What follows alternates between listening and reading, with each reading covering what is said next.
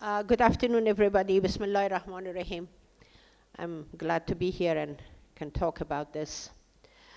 In my mind, to tell you the honest truth, because of the way this whole thing has been arranged from day one until today, I don't really see any flexibility nor any need for it by the Taliban. If I was in the place of the Taliban, and the world gave me all of this possibility the way I wanted to, the game I played, the way I wanted, I got everything, nobody said no to me. Hey, why would I want to be flexible?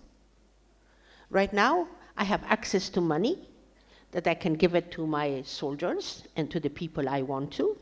I have access to food. I have access to a fantastic life in Afghanistan that I always wanted. The houses of all of those people that they are left, I'm occupying. I'm living a good life. Maybe once in a while they don't let me travel, but even that can be arranged. And it was arranged before, and everybody was going everywhere.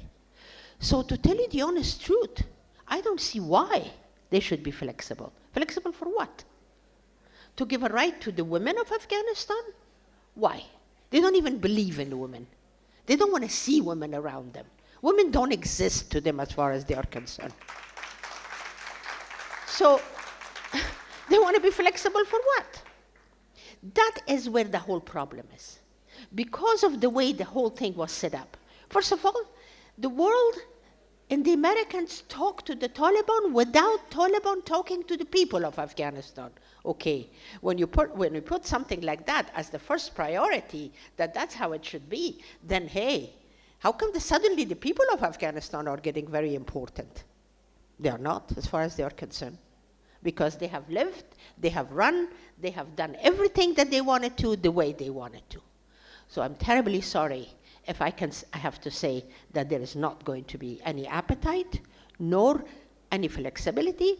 And at the same time, I want to say that maybe the world thinks that they do have this, the winning card in their hands as far as, not recognizing them. I don't think they really care. Because the countries that they want to be recognized by, they already have, they already talked to them. So, I'm sorry to say there is no flexibility. What can the UN women do? And what can the world do? What can anybody do after what they have done? And this is the result of it. Really, what can they do? That's a very good question. But you see, unfortunately, the world goes on and does whatever they think is right for them without taking into consideration that whatever decision they are making, what kind of an effect is going to have on the people that these decisions are going to be implemented on. I'm really sorry about that, but that's the name of the game these days. The one thing, however, I want to mention, lately with the Taliban, with all of the things that Justina said that has been, removed from the systems that have been broken down in Afghanistan, the Taliban are doing it in such a way, this breakdown, without even thinking 1 second about it. Because once they start thinking about it, then they realize that they really do need all of them. This is the funniest part. The reason why I'm saying is because the homes that I have, which are the shelters for the abused women, that was the first place they wanted to get rid of. That was the first thing they wanted to remove. That was the first thing they didn't want it to have. I stood firm, but what I believe, and said no. This is needed in this country. You will see how it's needed. Today, they have turned around and they have realized that they really do need it. And now they are asking me shall we start building it other places in Afghanistan? And I said yes. But you see, this is what actually makes me furious is this. Because from the entry, they think that anything with the name of women and a woman protection is wrong. So let's get rid of it.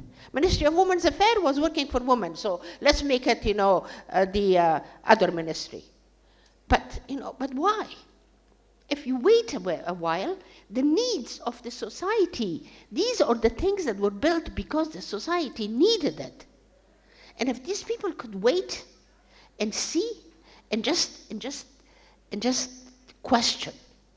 So that's why one of the projects that I have, and maybe UN can really help on that, is to do an introduction of the civil society to the Taliban. That's exactly what I want to work on. I want to reintroduce the civil society. Taliban have absolutely no idea what civil society is. What is the need of it? Why it should be there? Why a country needs civil society? But we really have to start reintroducing it and talking to them to say, hey, come on, guys, you really need us. And this is important. So one of the things that UN Women can do is this. Can really work on this so the civil society is reintroduced to the Taliban. So we can sit down and talk and see what is happening. Because I still do believe that we can solve some problems in this world. I still believe, actually, most of the problems by just having a discussion about it. Taking guns and killing each other did not work. Thank you.